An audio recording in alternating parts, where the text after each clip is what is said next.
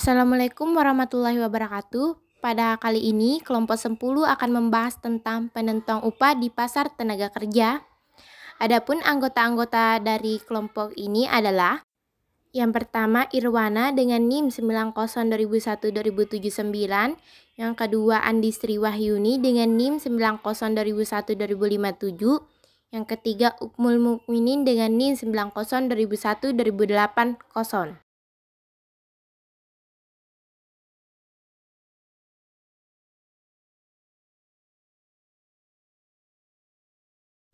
Baik, saya akan menjelaskan mengenai pengertian upah.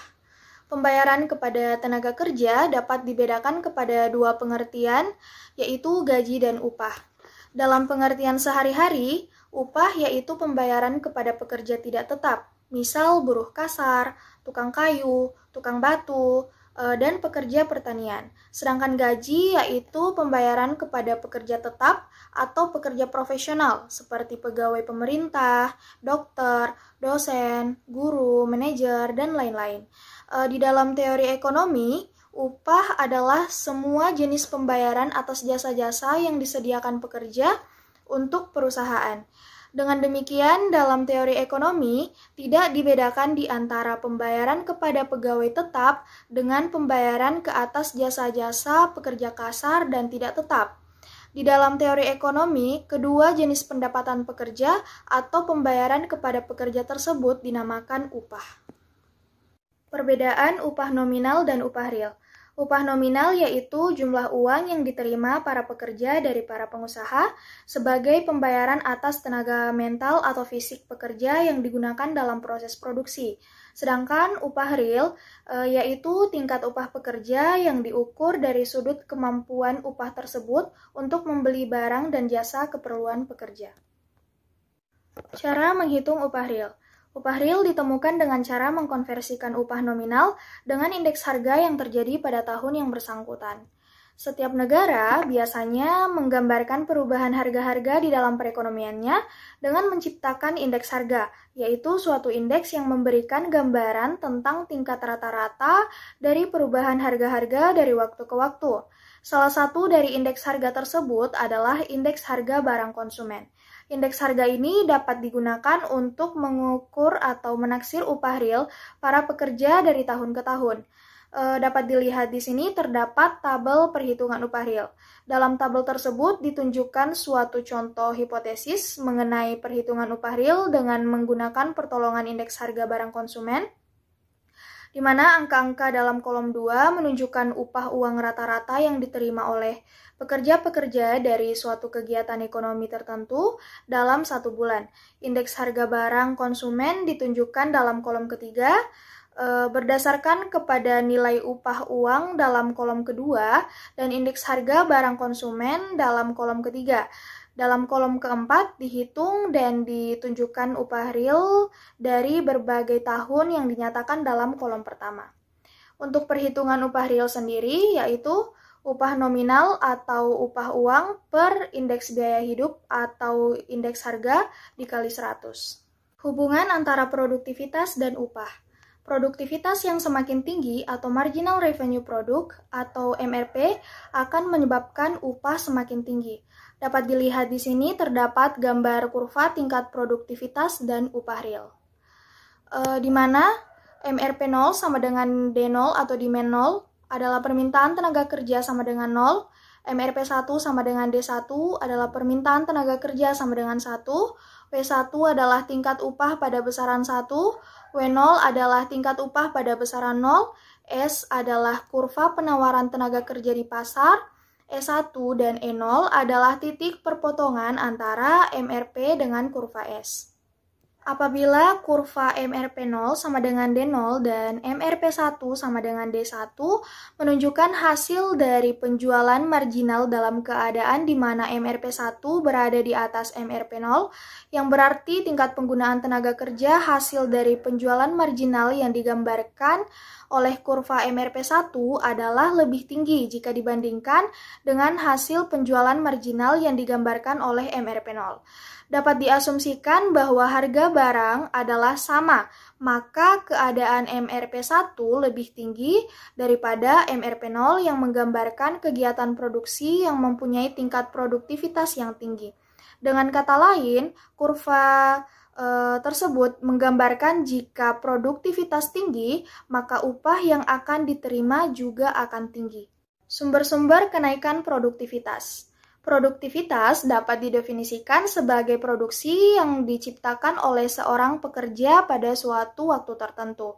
Kenaikan produktivitas berarti pekerja itu dapat menghasilkan lebih banyak barang pada jangka waktu yang sama, atau suatu tingkat produksi tertentu dapat dihasilkan dalam waktu yang lebih singkat. Kenaikan produktivitas disebabkan oleh beberapa faktor, yaitu yang pertama, kemajuan teknologi produksi. Yang kedua, perbaikan sifat-sifat tenaga kerja. Dan yang ketiga, perbaikan organisasi perusahaan dan masyarakat. Kemajuan teknologi memproduksi. Kemajuan teknologi menimbulkan dua akibat penting kepada kegiatan memproduksi dan produktivitas. Yang pertama adalah pergeseran atau penggantian tenaga hewan dan manusia menjadi tenaga mesin. Penggantian ini mengembangkan tingkat produktivitas. Di dalam ekonomi yang belum berkembang, kegiatan mengerjakan tanah, mengangkut barang, dan memproduksikan barang-barang kebanyakan dilakukan oleh tenaga manusia dan binatang. Kemajuan teknologi telah menggantikan tenaga manusia dan binatang dengan mesin-mesin. Penggantian itu mempertinggi tingkat produktivitas. Sebagai contoh, penggantian kereta lembu dengan kereta api dan truk sangat mempertinggi produktivitas sektor pengangkutan. Dan yang kedua adalah perbaikan inovasi dari mesin ke mesin yang lebih produktif. Dalam perekonomian modern, setiap perusahaan selalu berusaha mengembangkan teknologi untuk memastikan agar mereka selalu dapat bersaing dengan perusahaan-perusahaan lain. Mereka selalu berusaha mengembangkan teknologi dan melakukan inovasi. Salah satu tujuannya yang penting adalah untuk memperbaiki efisiensi memproduksi, dan ini akan meninggikan produktivitas kegiatan memproduksi. Selanjutnya itu perbaikan sifat-sifat tenaga kerja. Kemajuan ekonomi menimbulkan beberapa akibat yang pada akhirnya meninggikan kepandaian dan keterampilan tenaga kerja. Kemajuan ekonomi mempertinggi taraf kesehatan masyarakat, mempertinggi taraf pendidikan dan latihan teknik, dan menambah pengalaman dalam pekerjaan. Faktor-faktor ini besar sekali peranannya dalam mempertinggi produktivitas tenaga kerja. Selanjutnya yaitu perbaikan organisasi, perusahaan, dan masyarakat. Yang pertama, perubahan manajemen atau pemisahan pemilik dengan pengelola. Dan yang kedua yaitu perbaikan infrastruktur dari pemerintah. Dan yang ketiga yaitu deregulasi pemerintah yang mendukung produktivitas. Selanjutnya itu penentu upah di berbagai bentuk pasar tenaga kerja. Yang pertama, pasar persaingan sempurna. Yang kedua, pasar monopsoni. Yang ketiga, pasar monopoli. Dan yang keempat adalah pasar monopoli kedua belah pihak atau monopoli bilateral. Selanjutnya yaitu pasar tenaga kerja bersaing sempurna.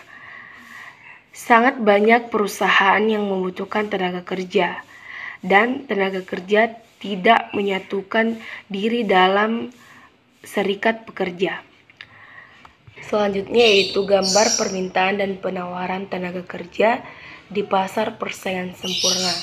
Selanjutnya yaitu gambar permintaan dan penawaran tenaga kerja di pasar persaingan sempurna. Pada gambar tersebut ditunjukkan penentuan tingkat upah di pasar tenaga kerja dan di dalam suatu perusahaan. Dalam gambar I2, kurva MRP sama dengan D adalah kurva permintaan tenaga kerja, dan kurva SS adalah penawaran tenaga kerja. Dengan demikian, keseimbangan dicapai di titik E, yang berarti jumlah tenaga kerja yang digunakan adalah L dan tingkat upah adalah W. Di dalam gambar I1 ditunjukkan permintaan dan penawaran tenaga kerja di suatu perusahaan. Oleh karena sifat pasar adalah persaingan sempurna, firma tidak dapat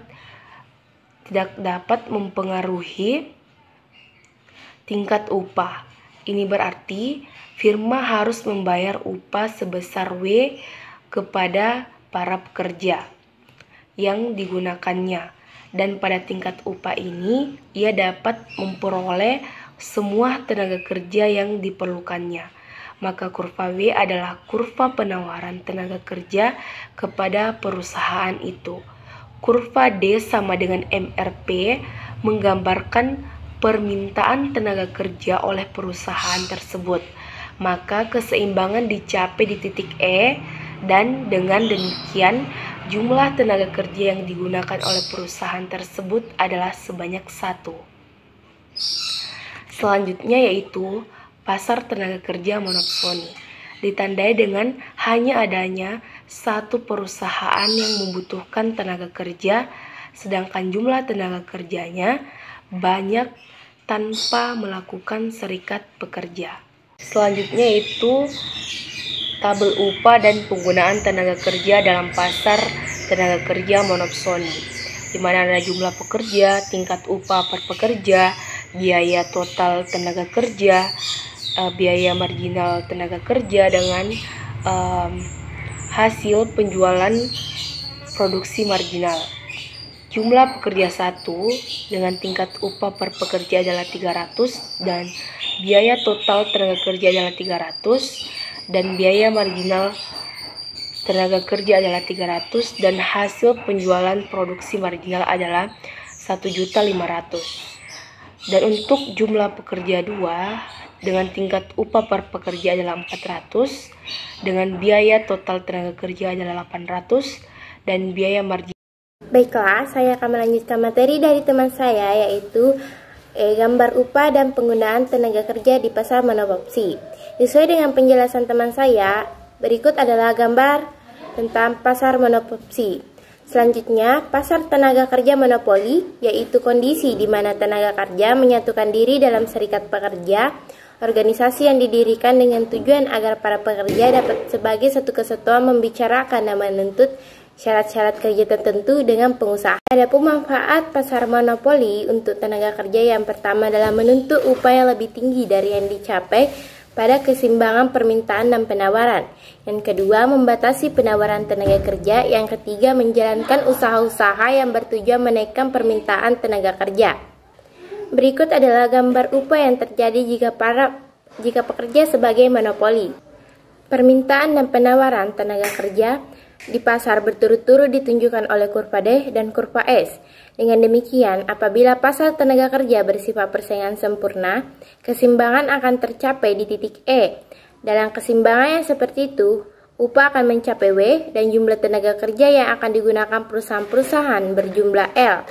Tingkat upah sebesar W masih belum memuaskan para pekerja, maka mereka menuntut upah yang lebih tinggi, yaitu sebesar W1. Pada tingkat upah ini, perusahaan-perusahaan hanya bersedia memperkerjakan sebanyak L1 tenaga kerja, sedangkan pada tingkat upah yang lebih tinggi tersebut, penawaran tenaga kerja adalah L2. Maka terdapat pengangguran sebanyak L1 L2. Demi kepentingan bersama, tenaga kerja sebanyak L1 L2 terpaksa harus menerima nasibnya. Makin tinggi tingkat upah yang dituntut oleh serikat buruh, makin banyak pengangguran yang akan terjadi. Pengangguran yang terlalu besar akan menimbulkan ketidakpuasan yang serius di kalangan para penganggur. Keadaan ini dapat menyebabkan mereka meninggalkan serikat buruh dan bersedia menerima upah yang lebih rendah. Kemungkinan berlakunya keadaan seperti ini menyebabkan serikat buruh harus berhati-hati dalam menuntut upah yang lebih tinggi. Tingkat upah yang dituntut tidak boleh jauh melebihi tingkat yang diwujudkan oleh pasar persaingan sempurna. Tuntutan seperti itu akan menimbulkan pengangguran yang terjadi dan menjamin persatuan di kalangan para pekerja. Selanjutnya, membatasi penawaran tenaga kerja. Yang pertama, membentuk organisasi pekerja yang bersifat sangat khusus seperti ikatan dokter, insinyur, mesin, dan sebagainya. Yang kedua, melarang yang tidak menjadi anggota untuk memasuki pasar tenaga kerja. Dan terakhir, memberikan persyaratan yang sukar untuk menjadi anggota organisasi tersebut. Selanjutnya, gambar menaikkan upah dengan membatasi penawaran tenaga kerja. Adapun penjelasannya adalah permintaan ke atas tenaga kerja ditunjukkan oleh kurva D. Sekiranya tidak terdapat pembatasan ke atas penawaran tenaga kerja, kurva penawaran tenaga kerja adalah else, maka keseimbangan di pasar tenaga kerja dicapai di titik E. Dan ini berarti jumlah tenaga kerja yang digunakan perusahaan-perusahaan adalah L dan tingkat upahnya adalah W. Sebagai akibat dari pembatasan penawaran tenaga kerja oleh persatuan pekerja, kurva penawaran tenaga kerja adalah seperti yang digambarkan oleh S1. Dengan demikian, keseimbangan di pasar dicapai di titik E1 dan berarti jumlah tenaga kerja yang digunakan dalam pasar adalah sebanyak L1 dan tingkat upah adalah W1. Gambaran ini menunjukkan tindakan persatuan pekerja dapat menaikkan tingkat upah tetapi membatasi penggunaan tenaga kerja. Selanjutnya, terdapat beberapa cara yang dapat dilakukan oleh serikat buruh untuk menaikkan permintaan tenaga kerja. Salah satu cara yang paling bermanfaat adalah dengan berusaha menaikkan produktivitas tenaga kerja. Tujuan ini dapat dicapai dengan yang pertama membuat seminar-seminar mengenai masalah pekerja yang mereka hadapi dan memberikan kesadaran tentang tanggung jawab pada pekerja dalam perusahaan. Dan kedua, mengadakan latihan dan khusus yang bertujuan mempertinggi keterampilan tenaga kerja. Telah dijelaskan bahwa produktivitas besar peranannya ke atas permintaan tenaga kerja. Apabila produktivitas bertambah, kurva MRP akan naik ke atas dan memungkinkan pengusaha menambahkan keuntungan dengan menggunakan lebih banyak pekerja. Cara lain yang dapat digunakan permintaan ke atas tenaga kerja adalah dengan membuat tuntutan kepada pemerintah untuk melakukan proteksi yang lebih banyak kepada industri dalam negeri dan membatasi impor. Permintaan ke atas produksi dalam negeri yang bertambah akan menaikkan penggunaan tenaga kerja. Selanjutnya, gambar meningkatkan upah dengan menambah permintaan. Gambar ini menunjukkan keadaan yang telah dijelaskan. Keadaan yang mula-mula berlaku adalah permintaan ke atas tenaga kerja adalah D dan penawaran adalah S. Dengan demikian, keseimbangan dicapai di titik E, yang berarti tingkat upah mencapai W dan jumlah tenaga kerja yang digunakan adalah L. Usaha-usaha serikat buruh yang bertujuan agar perusahaan-perusahaan menggunakan lebih banyak tenaga kerja menyebabkan permintaan ke atas tenaga kerja bertambah dari D menjadi D1. Keadaan keseimbangan yang baru dicapai di titik E1 yang berarti. Selanjutnya, pasar tenaga kerja monopoli bilateral, yaitu apabila para pekerja bersatu dalam serikat pekerja dan menghadapi satu perusahaan yang membutuhkan tenaga mereka, tingkat upah yang terjadi bisa lebih tinggi atau rendah dari pasar persaingan sempurna tergantung mana yang lebih kuat, tenaga kerja atau perusahaan. Dilihat dari grafik, ditunjukkan penentuan upah di dalam pasar tenaga kerja monopoli bilateral. Berturut-turut kurva D dan kurva S menunjukkan permintaan dan penawaran tenaga kerja, maka dalam pasar tenaga kerja yang bersifat persaingan sempurna, upah akan mencapai W dan jumlah tenaga kerja yang digunakan adalah L. Sedangkan apabila pasar tenaga kerja bersifat monopopsi, tenaga kerja yang akan digunakan berjumlah L1 dan tingkat upah hanya mencapai W1. Keadaan ini akan menimbulkan ketidakpuasan kepada persatuan pekerja karena pada tingkat pengawasan tenaga kerja sebanyak L1, pekerja menginginkan memperoleh upah sebanyak W2. Dengan demikian, di dalam pasar tenaga kerja monopoli bilateral terdapat perbedaan yang nyata di atas upah yang dituntut serikat buruh dengan apa yang ditawarkan perusahaan. Adapun faktor-faktor yang menimbulkan perbedaan upah, yang pertama permintaan dan penawaran tenaga kerja, kedua perbedaan jenis pekerjaan, yang ketiga perbedaan kemampuan, keahlian, dan pendidikan, keempat pertimbangan bukan keuangan dalam memilih pekerjaan, yang kelima mobilitas tenaga kerja yang difaktori oleh dua faktor, yaitu faktor geografis dan faktor institusional. Itulah tadi materi yang bisa saya sampaikan. Selesainya materi ini, berakhirnya presentasi dari kelompok 10. Sekian. Wassalamualaikum warahmatullahi wabarakatuh.